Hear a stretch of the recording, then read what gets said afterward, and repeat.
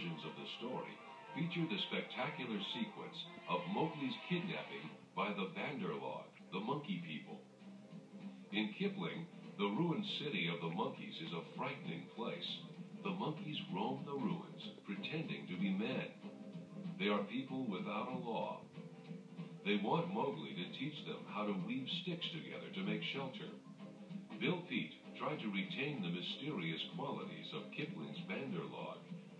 They want Mowgli to show them how to rebuild the city and teach them the secret of fire. Peet introduced slapstick comedy into the sequence with the rescue of Mowgli by Baloo and Bagheera. Disney steered the entire episode toward personality and entertainment. King Louie, with Louie Prima's voice, evolves into a wonderfully comic character. Now I'm the king of the swingers, oh, the jungle VIP. Striving for a more richly developed story, Peet spun off from the idea of Kipling's The Second Jungle Book, a hidden treasure under the city. In Peet's version, the King of the Apes shows Mowgli the treasure he keeps under the palace. Mowgli has no interest in riches, but later in the story, a hunter from the Man Village forces Mowgli to lead him to the treasure. In both Kipling's and Peet's versions of the story, Mowgli returns to the Man Village and is reunited with the woman, Nathoo, who may be his long-lost mother. He stays in the village for 3 months, learning the ways of man. In Kipling, a character from the village, a hunter named Buldeo, thinks Mowgli is a sorcerer or a man-wolf from the jungle and stirs up the villagers against him. Mowgli kills Shere Khan with the help of his brother wolves. He returns to the Wolf Council, but he is not allowed to stay. The story ends with Mowgli and his wolf brothers going off to hunt on their own. Bill Peet, having set up the treasure under Monkey City, was determined to weave that element into a dramatic climax. In his story, Mowgli leaves the village to return to the jungle. His new enemy, Buldeo the Hunter, follows and forces him to lead him to the treasure. Mowgli distracts Buldeo as Shere Khan attacks, killing the hunter. Mowgli uses the hunter's rifle to kill Shere Khan. In the end, Mowgli is a hero among both humans and animals. He lives in the village, but is free to come and go as he pleases in the jungle. This entire sequence was dropped from Disney's version. Walt Disney felt that the heart of the story was Baloo's responsibility to see that Mowgli gets back to the Man Village, and that their arrival to the village was the natural ending for the film.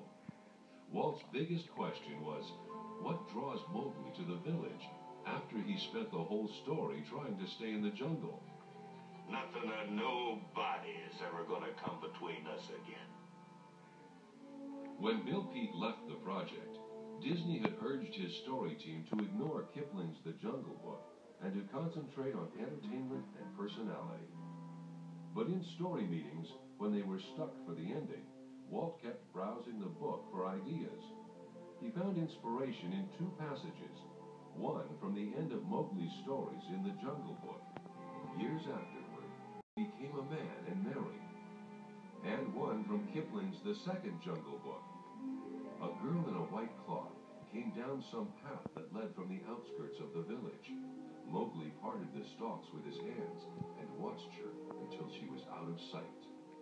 And from those passages came the ending Walt had been searching for. Till the day that I am grown.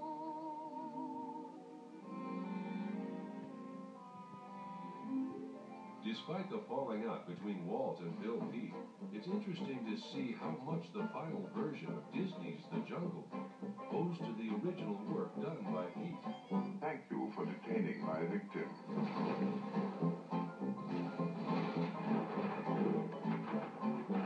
Disney simplified the story to the bare necessities. An odyssey home again. An odyssey through dangers and temptations, friendships and growing up. As he expressed in story meetings, fewer events equals more room for character. Look for the bare necessities, the simple bare necessities.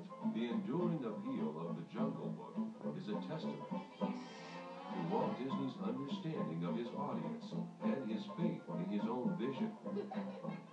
proven with all his animated classics since Snow White and the Seven Dwarfs, Walt Disney had a profound ability to take literary classics and make them uniquely his own.